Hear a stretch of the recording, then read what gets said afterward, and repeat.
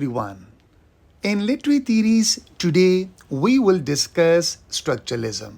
You will also learn in this lecture how to apply the theory of structuralism while you are conducting your BS or MS thesis.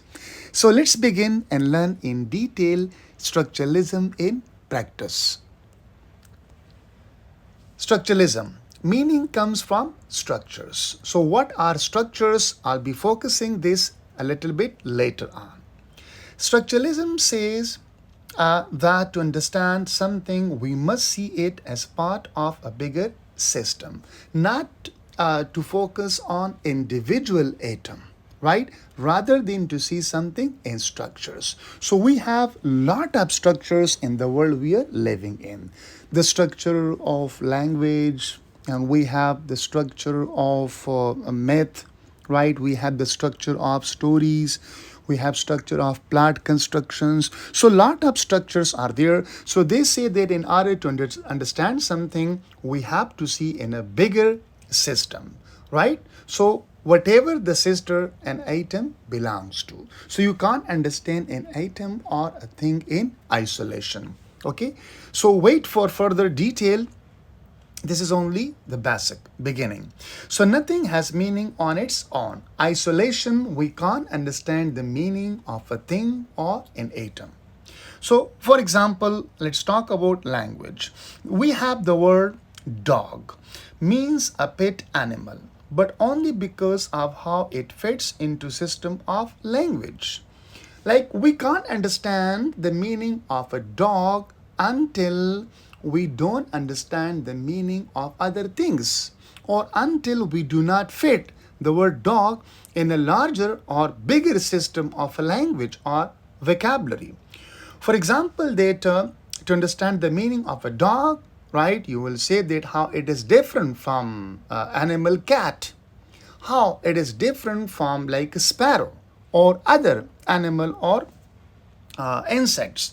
So if we did not have other words like cat or wolf, so the word dog wouldn't have clear meaning. So we understand the meaning of the word dog because we have the word cat, we have the word wolf, we have the word sheep, we have the word horse, we have the word elephant.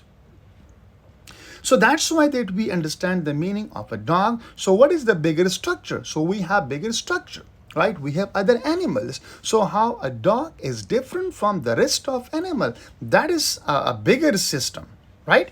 So meaning comes from differences and relationships, right? So because we know that a dog is different from cat. We know that dog is different from wolf. We know that dog is different from horse. So that is differences. Or we see, excuse me, or we see the relationship between this word and with other words. So then we understand that what a dog is, what a cat is, right? So example 2, we have myths and stories. So for myths, we have also structures, and for stories, we have also structures, and every story follows that structure. Every myth follows that structure. So what is their structure?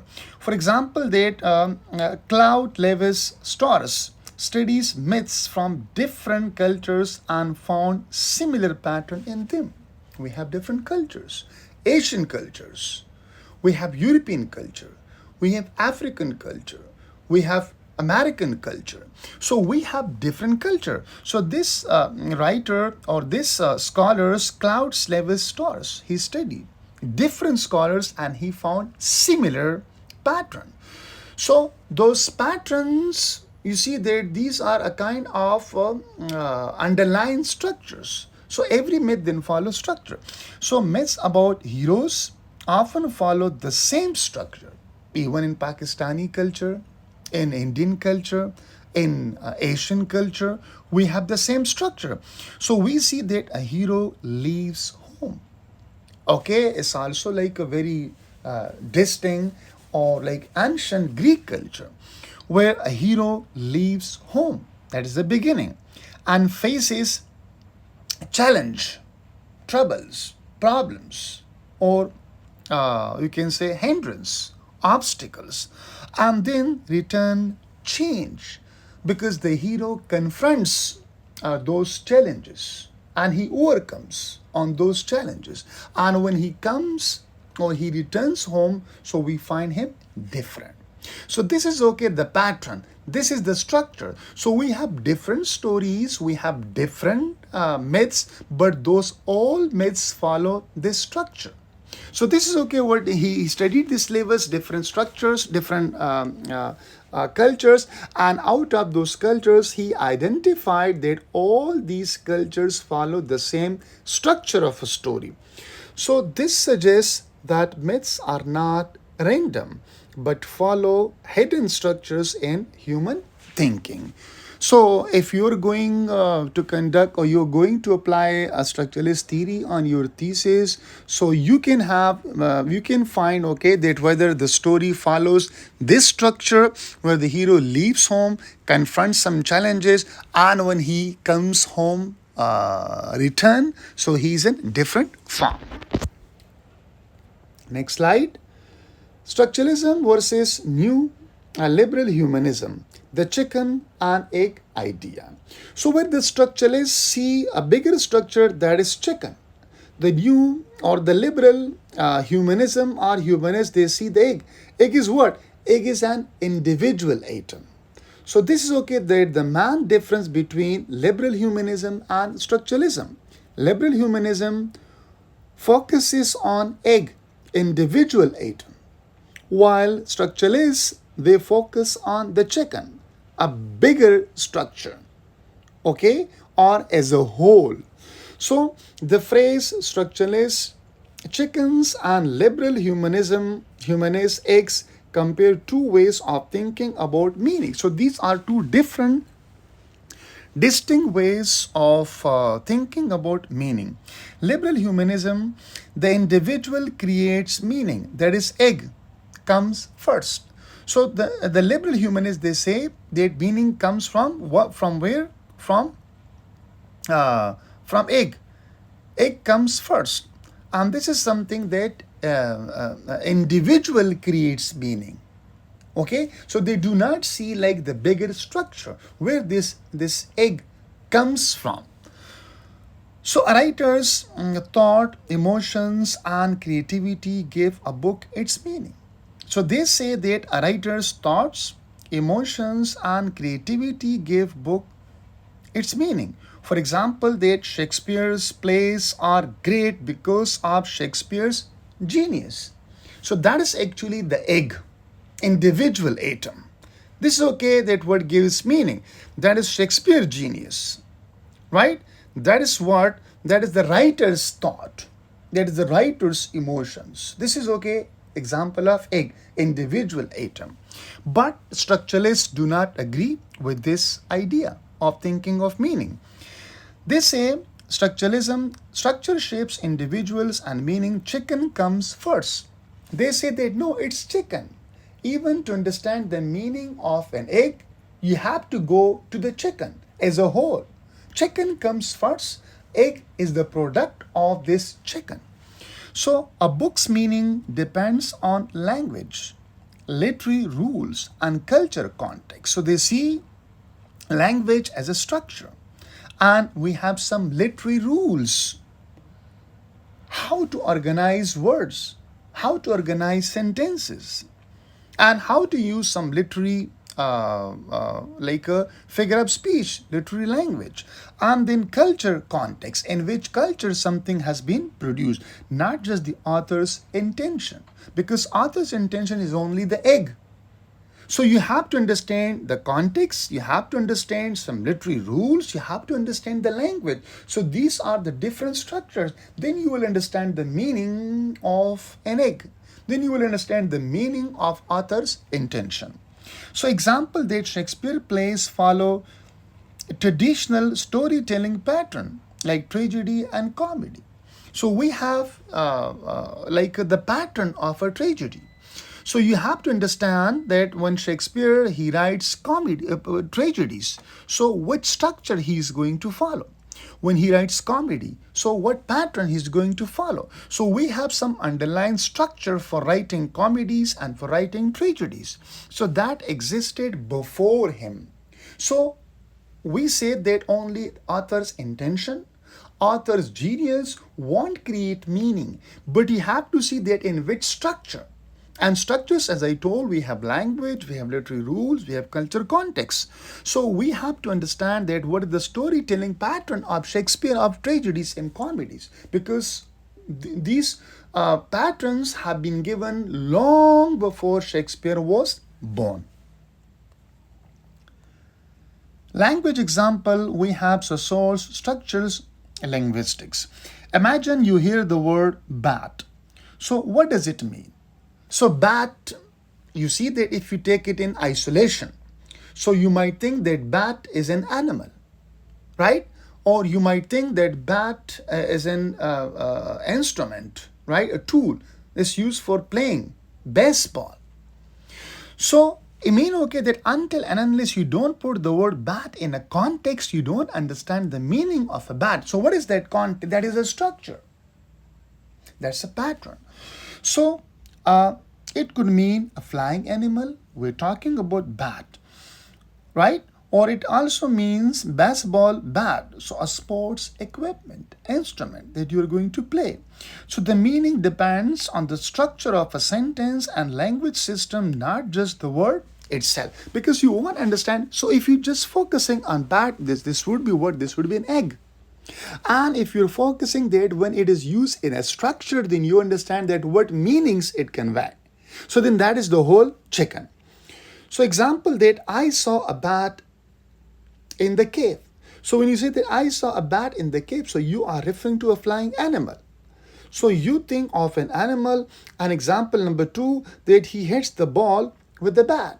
So from this context or this structure, it tells that you are thinking, you're talking about sports equipment. So this is okay that when you put this word in a structure, then you understand the meaning.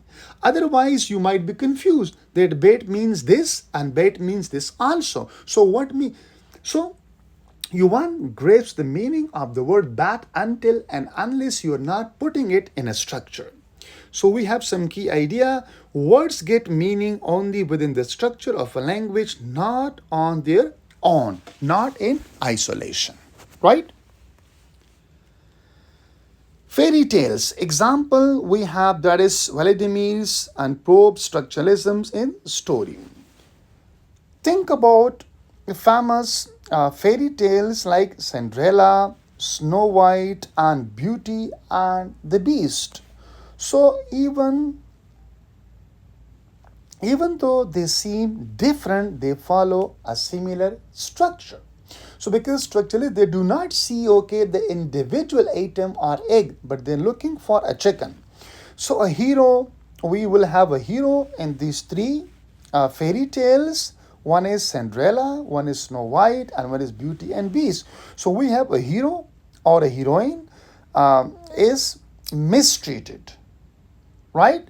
Behave badly, like Cinderella treated badly by her stepmother. Then what happened next? We have a magical helper appears. So in fairy, a fairy grandmother taking mirror or enchanted rose. That's a helper, right? And then we have the hero overcomes the challenge, the problem, the hindrance. Cinderella goes to the ball but must return by midnight. So a reward comes in the end. So we see that she marries the prince and lives happily or after. So this is a structure, and this structure has been followed by these 3 fairy tales. So we have a structure. What is the first one? Mistreated, and then a magical help, and then overcome the challenge, and then marries or live happily. So key idea that fairy tales aren't just about individual creativity, they follow a deep structure that appear in many cultures. Fashion and trends examples. So, why do we think jeans are casual but a suit is formal? Because we have underlying structure for that. Not because of the clothes themselves, it's because of the structure of fashion rules in society. Because society and rules tell you that which one is formal, casual, and which one is not casual or which one is not formal. So, key ideas what we wear gains meaning based on the larger structure of a culture, not just individual choices. So, like jeans and suit might be individual items. To understand the meaning of jeans and suit, you have to go to underlying structures in a social and cultural setup. Traffic lights example. Why does red mean stop and green mean go?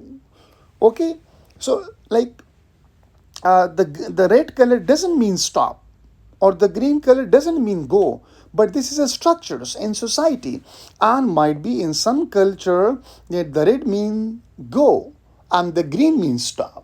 So these meanings are given by the structure, social culture norms. So there is nothing in the color red and naturally means stop, because we can't say okay red means stop, but the meanings are given by the structure. The only we only understand this because it's part of a system of road rules, because in Pakistan or in India or in some other countries, these are the traffic rules, structures which tell us that the red means stop, symbolically. So key ideas that meaning comes from the structure of rules and system, not from individual objects. Structuralism in language Sassar's linguistic theory. Key idea. Words don't have meaning by themselves, they get meaning from their relationship with other words. For example, that the meaning of the words come from differences. How one word is different from another one. This is one feature. Consider the word cat and dog. So we know the meaning of a cat because it is different from the word cat. So the word cat doesn't have meaning just because of the letter cat, cat, but it has meaning because it is different from dog, dog. It has meaning because it's different from the dog, a rat, or tiger. So structuralists view that meaning comes from the structure of differences in language, not from words in isolation. Second, that relationship we call it synonymy or synonym and opposite. Look at the word happy and joyful. So these words are synonym of each other, but they are used in different contexts. So these words are similar but not exactly the same. So when we say synonyms, so they are similar but not exactly the same, nearly the same. So their meaning depend on the use in different structures. For example, we can say a joyful song, but we can't say that a happy song. Similarly, that we say that a happy child, but we can't say that a joyful child, right? So it depends on the structure. Look at hot versus cold. So these are similarity and here we have differences. Cold doesn't mean anything unless it exists in contrast to hot. So we understand the meaning of cold because of the hot. If hot exists, we know the meaning of cold, right? Otherwise, we don't understand the meaning of cold. So if everything in the world were the same temperature, we wouldn't need these words cold or hot. So structuralists view that words exist in system of relationship. Their meaning depends on the context and contrast. So one we have similarity, relationship, and second we have contrast. That is called opposite. Example 3, grammar and sentences structures. Imagine you read these sentences. The boy kicked the ball and the ball kicked the boy. So the same words we are using here, okay?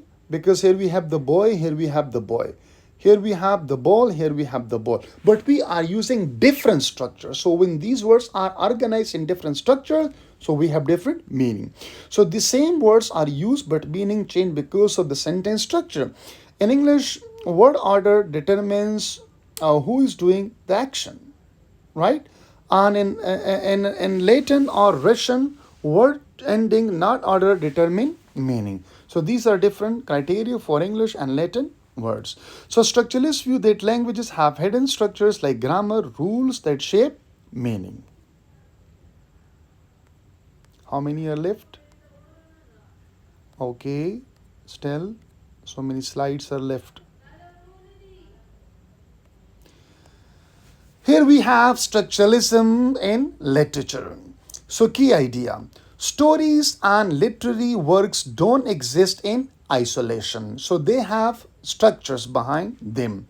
They follow deep structures and patterns. As I mentioned, the hero leaves home, confront challenges, and returns home differently. So, for example, the in literature we have binary opposition in stories. What is